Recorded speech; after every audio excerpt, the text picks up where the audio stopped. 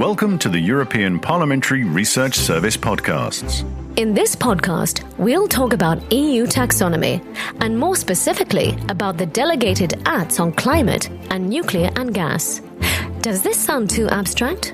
It won't by the end of this podcast, so stay with us. The future is green, but to get there, plenty of money is needed. To achieve the objectives of the Paris Agreement and the ambitious European Green Deal, hundreds of billions of euros will need to be invested in projects that can make it happen. But which projects? Here's where taxonomy comes into play. It sounds very EU jargon, but the concept behind it is pretty simple. It's basically a classification system to guide public and private investments towards sustainable economic activities and innovative technologies that will help Europe move towards a carbon-neutral economy by 2050. This science-based transparency tool creates a common language that companies and investors can use when investing in projects and economic activities that have a positive impact on the climate and the environment. And it also introduces disclosure obligations on companies and financial market participants. The Commission claims that such a common understanding of what constitutes environmentally sustainable investment can facilitate the funding of the transition to a more sustainable economy by bringing clarity to investors, avoiding market fragmentation, and reducing the risk of greenwashing. But how will it work exactly? Well, the taxonomy regulation entered into force in July 2020.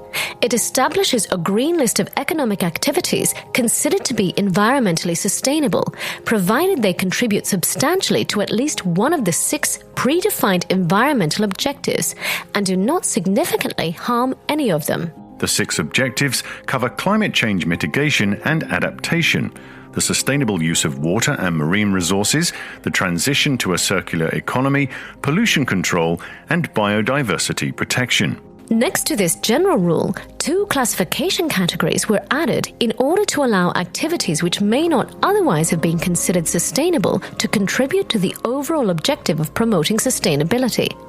The so-called enabling activities are those that contribute substantially to one or more of the 6 objectives by directly enabling other activities to make a substantial contribution to one or more of those objectives. Transitional activities, on the other hand, are those for which there are no technologically or economically viable greener alternatives yet, and relate only to the climate change mitigation objective. Now, while the regulation establishes how an economic activity may significantly harm an objective, Commission delegated acts define the technical screening criteria used to determine whether the activity significantly harms an objective. And a first delegated act establishing criteria for activities helping to mitigate or adapt to climate change was adopted by the Commission in June 2021. Here's the European Commissioner for Financial Services, Mairead McGuinness.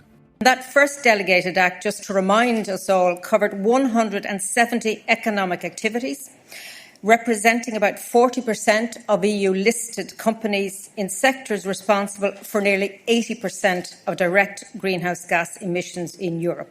Once approved by the Parliament and the Council, the Climate Delegated Act entered into force on the 1st of January 2022. On the same day as the Delegated Act on Disclosure Obligations, which requires companies to publish information on how and to what extent their economic activities qualify as environmentally sustainable under the taxonomy regulation. The Climate Delegated Act, as Commissioner McGuinness explained, covered many different economic activities, but not nuclear and gas, so these were addressed separately.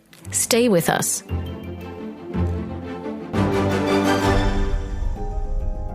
After many heated debates and plenty of surrounding controversy, the Commission adopted in March 2022 a complementary Climate Delegated Act, including certain nuclear and gas energy activities in the list of transitional activities covered by the EU taxonomy. These are activities that cannot yet be replaced by technologically and economically feasible low-carbon alternatives, but do contribute to climate change mitigation and may play a major role in the transition to a climate-neutral economy.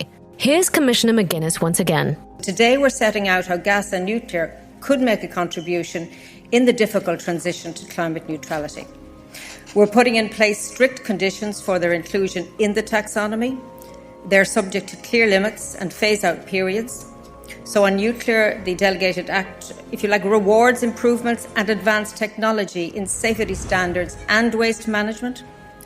When it comes to gas, there are strict conditions, including limits on emissions, and that facilities must replace high-emitting plants, as well as being compatible with low-carbon fuels. And there are specific disclosure requirements for businesses related to their activities in the gas and nuclear energy sectors, so that investors can identify which investment opportunities include gas or nuclear activities and make informed choices. So what are the next steps? Here's Stefano Spinaci from the European Parliamentary Research Service. Well, the European Parliament and the Council have 4 months to scrutinize the proposed Delegated Act, and should they find it necessary to object to it. Either institution may request an additional 2 months of scrutiny time anyway. The Parliament may reject the text by majority of its members. The Council may object to it by reinforced qualified majority. Once the scrutiny period is over, and assuming neither of the co-legislators object, the Delegated Act will enter into force and apply as of 1st January 2023. One thing is sure. The debate in the Parliament will be intense, as different political groups are taking different positions. Here's Bas Eickhout from the Dutch Greens. With the Delegated Act proposal by the European Commission, they are making a big mistake. First of all, they are politicizing the tool, and with that undermining the credibility of the taxonomy by including nuclear. And secondly, by promoting gas, which is a fossil fuel, as a green resource, we are really hampering the transition to zero carbon. Plus, of course, we are making ourselves even more dependent of regimes like in Russia. So the Commission really should reconsider, and we in the Parliament will fight for an objection to stop this plan. Markus Ferber from the EPP Group has also expressed some reservations. For me, it is unacceptable, as we have never agreed on level 1 in the legislative text to make nuclear sustainable, to do that now via Delegated Act. On the other hand, as both things are combined, it makes it very difficult, as gas, of course, is in level 1 mentioned as being a transition technology. So therefore, it will be very difficult to find a final conclusion. Want to know more? Check out Stefano Spinaci's full policy brief on the EPRS website or in our app. This is a European Parliamentary Research Service podcast. Thanks for listening.